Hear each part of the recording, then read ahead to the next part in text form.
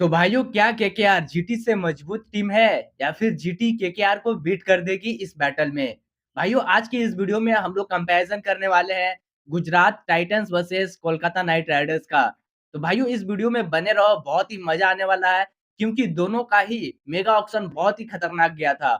जैसा कि जीटी में आशीष नेहरा मेंटर है, बहुत ही चालाकी वाला बुद्धि लगाकर बहुत सारे बॉलर्स लिए हैं जीटी के लिए, और केकेआर का मेंटर थे डेविन ब्रावो, जो कि वो अपने आप में अपने टाइम के वो बॉस थे। तो वो जानते थे कि किस तरीके का ऑक्शन करना है और किस तरीके का नहीं। तो भैया मजा आने वाला है, वीडियो में बने रहो। और भाई साहब मैं आपको यहाँ पर बता देता हूँ कि हम लोग सबसे पहले यहाँ पर प्लेयर्स का स्टैट्स देखते हैं, फिर पिछले सीजन का परफॉर्मेंस देखते हुए उन सभी को एक दूसरे के हिसाब से कंपेयर करते हैं। भाइयों कंपेयर करते हुए दोनों ही टीमों का, दोनों ही प्लेयर्स को पॉइंट्स देते चलते हैं। लेकिन भाइयों यहाँ पर याद रखना एक चीज कि हम लोग इस कंपैरिजन में प्लेइंग 11 के हिसाब से कंपैरिजन करने वाले हैं।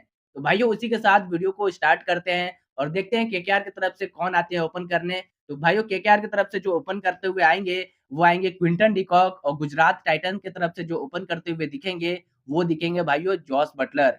भाइयों केकेआर की तरफ से क्विंटन डिकॉक का अगर स्टैट्स का बात किया जाए तो क्विंटन डिकॉक ने अभी तक ओवरऑल अपने करियर में 3157 रन बनाए हैं। अगर उनका स्ट्राइक रेट देखा जाए तो भाइयों 134 का स्ट्राइक रेट क्विंटन डिकॉक का रहता है।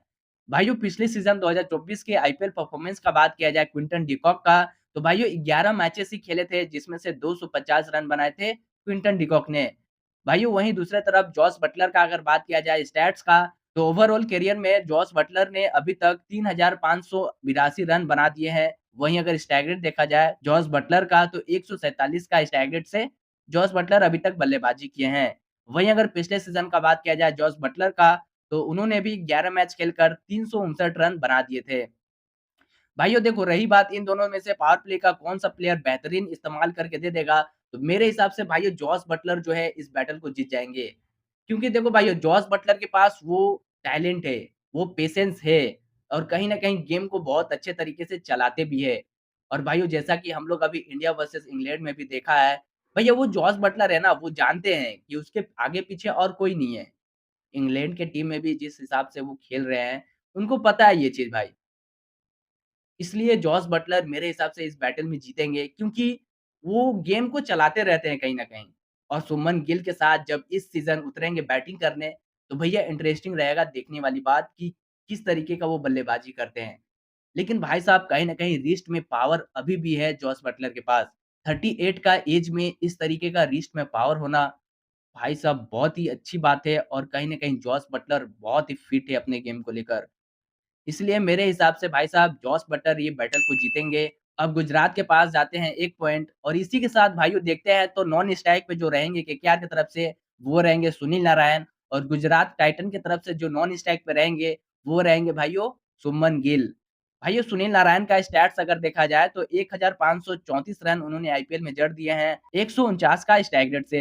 भाइयों पिछले सीजन का बात किया जाए सुनील नारायण का तो 17 विकेट उन्होंने चटकाए थे आईपीएल में, और 488 रन भी जड़ दिए थे। भाइयों शुभमन गिल का बात किया जाए तो अभी तक उन्होंने ओवरऑल करियर में 3216 रन बनाए हैं। वहीं अगर शुभमन गिल का स्ट्राइक रेट देखा जाए तो 135 का स्ट्राइक रेट रहता है शुभमन गिल का। भाइयों पिछले सीजन 12 मैच खेले थे शुभमन गिल ने जिसमें से 426 रन बनाए थे। भाइयों इन दोनों का अगर कंपैरिजन किया जाए तो कहीं न कहीं मेरे को ऐसा लगता है कि सुनील नारायण जो है इस बैटल को जीत जाएँगे। ऑब्वियसली भाइयों उनके पास जो बॉलिंग का एक एडवांटेज हो जाता है, वो उनको हमेशा अपने बैटल में जिताते हैं। कहीं न कहीं वो बॉलिंग करते हुए पिछले सीज़न 17 विकेट निकाले थे, और साथ ही साथ बैटिंग करते हुए 488 रन भी जड़ दिए थे। भैया एक अलग लेवल का ओपनर मिल जाता है केकेआर को, और कहीं न कहीं ये बैटल में भी वो ही जीतेंगे। भाइयों 3 नंबर पे देखते हैं केकेआर की तरफ से जो आएँगे, वो आएँगे एंक्रिस रघुवंशी, और गुजरात टाइटन की तरफ से जो 3 नंबर पे आएँगे, वो आएँगे भाइयों साई सुदर्शन। भाइयों अंक्रिस रघुवंशी का बात किया जाए ओवरऑल करियर का तो 163 ही रन बनाए हैं। वहीं अगर स्ट्राइक रेट भी देखा जाए तो 155 का स्ट्राइक रेट रहता है रघुवंशी का। भाइयों गुजरात टाइटन की तरफ से साई सुदर्शन का बात किया जाए तो 1034 रन अभी तक उन्होंने आईपीएल में बनाए हैं। वहीं अगर स्ट्राइक रेट देखा जाए तो 139 का स्ट्राइक रेट से उन्होंने रन बनाए हैं। भाइयों अगर पिछले सीजन का बात किया जाए तो 527 रन बनाए थे साई सुदर्शन ने। टॉप 10 बल्लेबाजों में से आए थे साई सुदर्शन, और भाई साहब क्या ही परफॉर्मेंस दिखाया था 2024 के आईपीएल में। तो आई थिंक ये बैटल को भी साई सुदर्शन ही जीतेंगे क्योंकि भाइयों देखो रघुवंशी भी अभी नए-नए खिलाड़ी है, उभरते हुए खिलाड़ी है। 3 नंबर पे बैटिंग करते हैं केकेआर की तरफ से, किस तरीके से वो आगे चल के खेलते हैं, किस तरीके से नहीं, वो तो आने वाला समय ही बताएगा। लेकिन भाइयों कहीं न कहीं साई सुदर्शन ये बैटल को जीत जाएँगे। भाइयों अब मैं आपको बता देता हूँ जीटी के पास गए हैं 2 पॉइंट और केकेआर के पास अभी भी 1 पॉइंट है। भाइयों इसी के साथ आगे बढ़ते हैं तो देखते हैं केकेआर की तरफ से जो 4 नंबर पे आएँगे वो आएँगे अजिंक्य रहाणे और महिपाल लोमरोर आएँगे जीटी की तरफ से 4 नंबर पे। भाइयों अजिंक्य रहाणे का बात किया जाए तो 4642 रन अभी तक उन्होंने आईपीएल में जड़े हैं। वहीं स्टैग रेट देखा जाए तो मोटा-मोटी ठीक ही है। स्टैग रेट है उनका 123 का।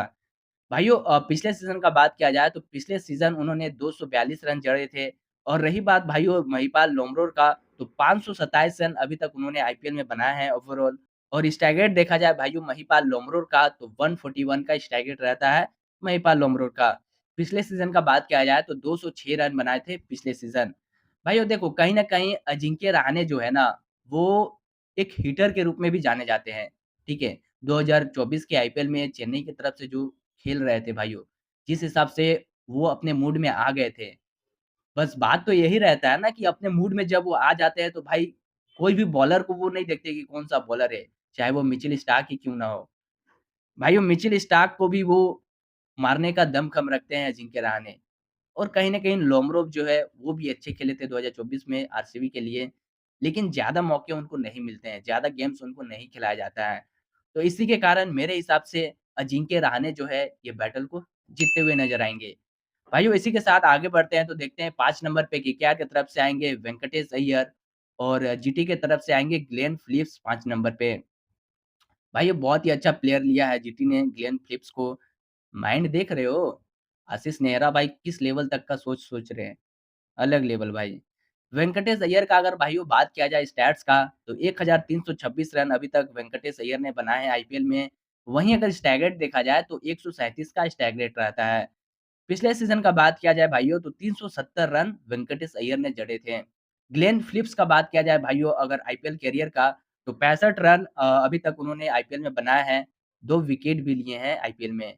118 का स्ट्राइक रेट रहता है। देखो भाइयों कहीं न कहीं one of the greatest fielder में से आते हैं Glenn Phillips, one of the greatest fielder. भाई नंबर 1 फील्डर है ग्लेन फिलिप्स और मेरे को पर्सनली बहुत ही ज़्यादा पसंद है ग्लेन फिलिप्स, फील्डिंग के हिसाब से। भाई क्या ही लाजवाब-लाजवाब वो कैच पकड़ते हैं, लिटरली भाइयों। मतलब मज़ाक से हट के बता रहा हूँ भाई साहब, उनके जैसा फ़ील्डर मैंने आज तक क्रिकेट में नहीं देखा है और शायद जिस तरीके से वो कैचेस पकड़ते हैं, भाई साहब अलग लेवल। तो मेरे हिसाब से इस स्टैट्स को देखते हुए कहीं न कहीं ये बैटल को वेंकटेश अय्यर जीतेंगे। क्योंकि भाइयों देखो वेंकटेश अय्यर केकेआर के लिए बहुत सारे काम कर चुके हैं, बहुत सारे मैचेस जिताते हैं और अभी जिस हिसाब से वो फ़ॉर्म में चल रहे हैं विजय हजारे ट्रॉफी में हुआ सैयद मुश्ताक अली ट्रॉफी में उन्होंने बहुत सारे रन बनाए। तो मेरे हिसाब से तो यही लग रहा है कि वेंकटेश अय्यर ये बैटल को जीतेंगे और भाइयों 6 नंबर पे आते हैं केकेआर की तरफ से रिंकू सिंह और शाहरुख खान आएँगे जीटी की तरफ से 6 नंबर पे। फिनिशिंग का रोल अदा करते हैं ये दोनों ही। रिंकू सिंह का बात किया जाए भाइयों तो 148 का रिंकू सिंह का स्ट्राइक रेट रहता है और स्टैट्स देखकर रन बताएँ तो आपको 893 रन रहता है रिंकू सिंह का। शाहरुख खान का स्ट्राइक रेट देखा जाए भाइयों तो 141 का स्ट्राइक रेट रहता है। 553 रन उन्होंने आईपीएल करियर में जड़े हैं। भाइयों देखो कहीं न कहीं रिंकू सिंह जो है ना, ये बैटल को जीत जाएँगे। क्योंकि भाइयों रिंकू सिंह आपको उस तरीके का फिनिश करके दे देते हैं, जो शायद शाहरुख खान करके ना देते हो अपनी टीम के लिए। देखो शाहरुख खान बहुत सारे फ्रैंचाइज़ी के लिए खेले हुए हैं, लेकिन कहीं न कहीं कंसिस्टेंट नहीं रहते हैं, चाहे वो टीम को लेकर हो या फिर अपने गेम को लेकर हो। भाइयों इसीलिए मेरे हिसाब से रिंकू सिंह जो है, ये बैटल को डेफ़िनेटली जीतेंगे। भाइयों इसी के साथ आगे बढ़ते हैं, तो देखते हैं 7 नंबर पे जो आएँगे केकेआर की तरफ से, वो रहेंगे आंद्रे रसल और राहुल तेवतिया आएँगे जीटी की तरफ से 7 नंबर पे। भाइयों एक अलग लेवल का फिनिश करते हैं राहुल तेवतिया। बातें करेंगे इसके ऊपर भी लेकिन आंद्रे रसल का स्टैट्स देख लेते हैं हम लोग सबसे पहले। 174 का स्ट्राइक से आंद्रे रसल अभी तक बल्लेबाजी किए हैं। 2284 रन आंद्रे रसल ने अभी तक आईपीएल में जड़े हैं। भाइयों राहुल तेवतिया का बात किया जाए तो 134 का स्ट्राइक रेट राहुल तेवतिया का भी रहता है। 1013 रन उन्होंने आईपीएल में बनाए हैं। देखो भाइयों कहीं न कहीं राहुल तेवतिया भी बहुत अच्छे फिनिश करते हैं और ख़ासकर जीटी के लिए बहुत सारे काम करते हुए आ रहे हैं। लेकिन भाइयों कहीं न कहीं फिनिशर का अगर बात किया जाए, तो आंद्रे रसल जो है ये बैटल को जीत जाएँगे। मैं ऐसा क्यों बोल रहा हूँ? क्योंकि भाइयों आंद्रे रसल उस तरीके का प्लेयर है ना, मतलब मानो मैच वो हारा हुआ है, तो वो मैच बना देते हैं। एक समय का बहुत ही खतरनाक फिनिशर थे आंद्रे रसल और शायद अभी भी हैं। वो चीज़ केकेआर के फैन्स को और केकेआर के फ्रैंचाइज़ीज़ को पता है कि आंद्रे रसल किस लेवल का प्लेयर है। शायद यही वजह है कि अभी तक केकेआर ने आंद्रे रसल को रिटेन किया है और शायद मेरे को ऐसा लगता है कि इस बैटल में डेफ़िनेटली आंद्रे रसल ही जीतेंगे। भाइयों इसी के साथ आगे बढ़ते हैं तो 8 नंबर पे देखेंगे वरुण चक्रवर्ती आते हैं केकेआर की तरफ से और राशिद खान आएँगे जीटी की तरफ से।